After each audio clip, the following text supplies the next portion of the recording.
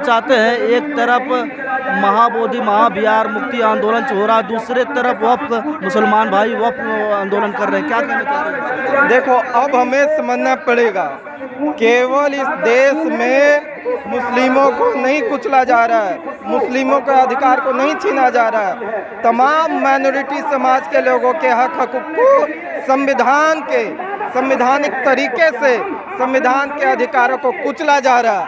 आप समझो कि आज यहाँ पे हजारों की संख्या में लोग नजर आ रहे होंगे, ये केवल मुस्लिम समाज के लोग नहीं है, यहाँ पे हर वो लोग खड़े हैं जो संविधान के अधिकारों को, जो उनको बाबा साहब के द्वारा मिला था, उन अधिकारों को कुचला गया है। वो हर पीड़ित व्यक्ति यहाँ खड़ा है, संविधान के अधिकारों को कुचला गया है, उसके हर पीड़ित यहाँ खड़े हैं। तो ये लड़ाई जो है केवल मुसलमानों की अब नहीं रही, ये लड़ाई हर उस व्यक्ति की हो गई है जिसका आस्था संविधान में है। कभी किसान परेशान है, कभी मुसलमान परेशान है, कभी दलित परेशान है, कभी बौद्धिस्ट परेशान है।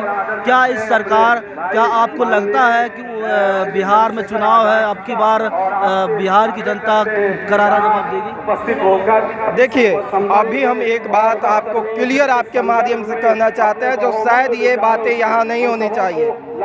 ये अभी वर्तमान समय में जो सत्ताधारी लोग हैं, वो हाफ पैंट वाले लोग हैं, उनके द्वारा इनको संचालित किया जा रहा है।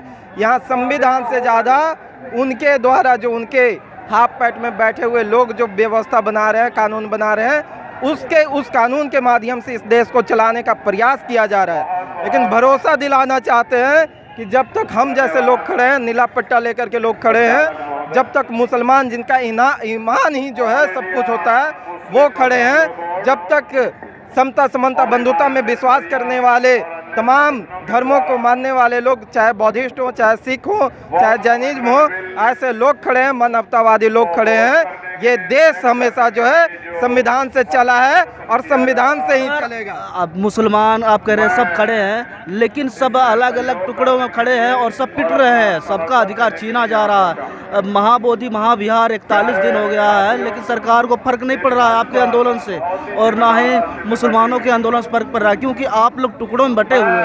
तो क्या कहेंगे कि इस सरकार से? देखो, आप सरकार से पहले हम अपने नेताओं पे आना चाहेंगे। आप जो जिस टुकड़ों की बात कर रहे हो ना, ये हमें लगता है कि ये टुकड़ा हमारे ही लोगों के द्वारा किया गया है, जो बिक गए हैं, जो दलाल हैं समाज के, उनके द्वारा ये टुकड़ा किया गया है। आप देखो, हिंदू धर्म के जितने भी दलित हैं, जितने भी बहुजन समाज के लोग हैं, जो आज भी हिंदू धर्म में आस्था रखते हैं, उन धर्मों के ऊपर एक एक पार्टी की एक एक जात के आधार पे पार्टी बनाई गई है। तो उन नेताओं का भी ये कसूर है कि हम आज टुकड़ों में बटे हुए हैं। मुसलमान, बिहार के मुसलमान खास करके शुरू से ही, चाहे वो किसी भी पार्टी में रहे, दरी बिछाने का काम इनको दिया जाता है और झंडा ढोने का काम दिया जाता है। ये तो हमारा समझिए सौभाग्य है कि बाबा साहब ने संविधान बनाया और उस संविधान में रिजर्वेशन का प्रावधान कर दिया, नहीं तो दलित भी और तमाम बहुजन के लोग जैसे दरी बिछा रहे हैं, वैसे दलित भी दरी बिछा रहा होता है। ऐसे नेताओं के माध्यम से जो नेता अभी हमारे संसद में बैठे हैं या विधानसभा में बैठे हैं, वो भी जो है दलाली करने का काम कर रहे हैं। अगर वो दलाली छोड़ दें तो हम जो है ऐसे सड़क पे संघर्ष करने की आवश्यकता नहीं पड़ेगा। हमारा सारा संविधान उसी संसद भवन से, उसी विधानसभा से निकल जाएगा। लेकिन उसी संसद भवन में दो बार चंद्रशेखर भाई ने कह भी दिया कि महाबोधि महाविहार को आज़ाद करना चाहिए, महाबोधि महाविहार उनको दिया जाए जिसका है। लेकिन आपकी बात न संसद में सुना जा रहा है, न सड़कों पर सुना जा रहा है, तो अगला कदम क्या होगा? देखो, संसद में हमारी तादाद कम है। तादाद क्या बोले, हमारे मुद्दों पे बात रखने वाला केवल एक सांसद है, जो मजबूती से हर मुद्दों पे, वो चाहे नौजवान की बात हो, किसान की बात हो, चाहे जवान की बात हो, देश की जवान की बात हो, चाहे महिलाओं की बात हो, चाहे दलितों की बात हो, चाहे पिछड़ों की बात हो, एक ही व्यक्ति मजबूती से रख रहा है, वो चंद्रशेखर आज़ाद है। तो हमारे एक व्यक्ति होने की खामियाजा ये है, एक व्यक्ति की आवाज़ उठाने का खामियाजा ये है कि संसद में नहीं सुना जा रहा है। लेकिन आप भरोसा रखो, ये भीम आर्मी के लोग अच्छे अच्छे सरकार को सड़क पे झुकाना जानती है। जिस दिन माननीय चंद्रशेखर आज़ाद जी का आगमन बोध गया की धरती पे हो जाएगी और पूरे देश से भीम आर्मी के लोग बोध गया की धरती पे आना शुरू हो जाएंगे, आप यकीन मानो ये बिहार सरकार को त्वरित संज्ञान में लेना होगा। ये लोग जो है त्वरित उस एक्ट को, जो गैर संवैधानिक एक्ट है, उसे निरस्त भी करेगी और दोबारा जो एक्ट बनाया जाएगा वो केवल और केवल बौद्धिस्टों के कमेटी होगी। भीम आर्मी से ब्राह्मण डर नहीं रहे हैं, ब्राह्मण पंडित डर नहीं रहे हैं, कह रहे हैं कि बौद्धिस्टों को थप्पड़ मार के भगाया जाएगा, ऐसे कह रहे हैं। आप समझो, भीम आर्मी किसी को डराने के लिए नहीं है, भीम आर्मी अपने हक हकूक की लड़ाई को लड़ने के लिए है और अपने लोगों को सुरक्षा देने के लिए है। आप समझो, ये एसपीजी है, ये आर्मी नहीं है, ये एसपीजी है, अपने लोगों को प्रोटेक्शन देती है, अपने हक हकूक के संवैधानिक अधिकारों को प्रोटेक्ट करती है। ये वो आर्मी है जो सुरक्षा मुहैया करवाती है, किसी पे हमलावर नहीं होती है। लेकिन हम संविधान के साथ साथ वो बुद्ध को मानने के साथ साथ हमारे नसों में सम्राट अशोक की भी खून है, आप इस बात को भी मान लो। हम वही हमारे जो पूर्वज रहे हैं वो तलवारों से ही बात की है और केवल भारत पे नहीं, केवल एक क्षेत्र पे नहीं, ये पूरे एशिया महाद्वीप पे जो है राज करने का काम किया है। तो हमारे अंदर उसी का खून है, इस बिहार की धरती बाबा चौहड़मल, उसका खून हमारे अंदर है। तो हमें मजबूर न किया जाए कि हम संविधान से हट करके कुछ ऐसा कदम उठाएं ताकि हम अपने प्रोटेक्शन के लिए अब बाधित ना करें, हमें बाधित ना करें कि संविधान से विरुद्ध भी हम कार्य करें। हम संविधान को मानते हैं, हम बुद्ध को मानते हैं, शांति से अपने बात को रखेंगे और जब तक संविधान है, संविधान उनको प्रोटेक्शन दे रही है, हमें नहीं।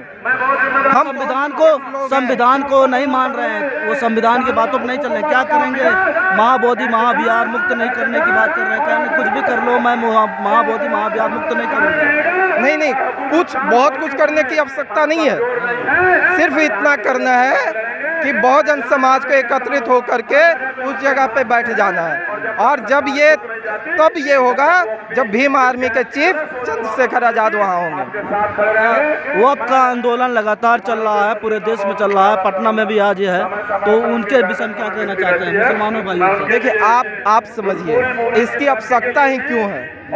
ये इनकी पूर्वजों की संपत्ति है, उस संपत्ति को संजोगने के लिए अगर एक बोर्ड के माध्यम से संचालित किया जा रहा है तो इससे किसी को जो है परेशानी क्या है और कहाँ परेशानी हो रही है। आप अगर ये बता रहे हो ये केवल जो है राजनीति करने के लिए किसी भी ऐसे मुद्दे में उंगली डाल रहे हैं जिससे विवाद पैदा हो। आप देखो, कभी मीडिया के माध्यम से, कभी सोशल मीडिया के माध्यम से, तो कभी फिल्म के माध्यम से ये लोग जो है औरंगाबाद जैसे शहर, नागपुर जैसे शहर जो शांति प्रिय शहर होती है, वहाँ भी ये लोग छेड़ करके हिंदू मुस्लिम का राइट करवाने का काम किए हैं। यही ये बिहार में करना चाहते हैं, नागपुर में उस जगह पे करना चाहते हैं जहाँ इनको राजनीतिक रोटी सेकना होता है। आप ये समझो, अब ये संभव नहीं है।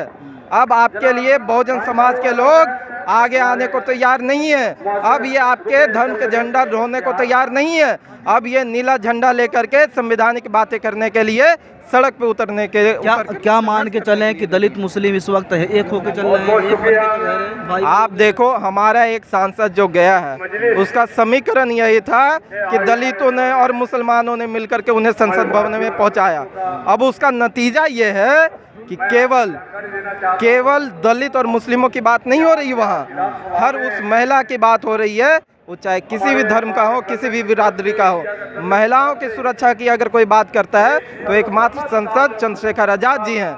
किसानों की अगर सुरक्षा की कोई बात कर रहा है, नौजवानों की, यहाँ तक कि देश के जवानों की कोई बात करता है तो चंद्रशेखर आज़ाद जी हैं। तो हमारी जो समीकरण बनी दलित और मुसलमानों की, उस समीकरण का लाभ ये मिल रहा है कि हर एक अधिकार की सुरक्षा के लिए एक व्यक्ति संसद भवन में आवाज़ उठाता है। भले ही हमारी तादाद कम होने की वजह से वो सुना नहीं जा रहा है, लेकिन भरोसा दिलाते हैं कि जिस दिन 4 से 5 सांसद ऐसे खड़े होकर के हमारे मुद्दों पे बात करना शुरू कर देंगे, उनके 500 सांसद कमजोर हो जाएंगे और झुकने को मजबूर हो जाएंगे। दलित मुसलमानों में जितनी संगठन बनी है, जितनी पार्टियां बन गई है, उतनी ही एट्रोसिटी, उतनी पिटाइयां हो रही है।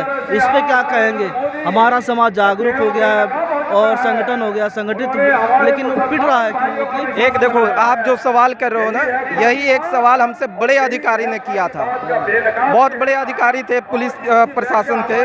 उन्होंने कहा कि सौरभ जी, जब से ये भीम आर्मी आई है ना, तब से दलितों पे जो है हमला बढ़ गया है। हमने कहा नहीं, जब से ये भीम आर्मी आई है ना, अपने ऊपर होने वाले हमले का जवाब देना शुरू कर दिया है। तब आपको, क्योंकि पहले हमारे लोगों का हत्या होता था, लोगों का बलात्कार होता था, लोगों के घर कब्जा होते थे, लोगों के जमीन कब्जा होते थे, और इनकी हिम्मत नहीं होती थी कि उसके खिलाफ ये थाना भी चले जाए। हमारे भीम आर्मी ने वो ताकत दिया कि हर वो व्यक्ति जो गूंगा बहरा बैठा हुआ था मजबूरी बस, वो भी बोलना शुरू कर दिया। हर एक मुद्दे पे उसके साथ जब भी अन्याय अत्याचार हुआ, भीम आर्मी के माध्यम से वो थाना जाना शुरू कर दिया।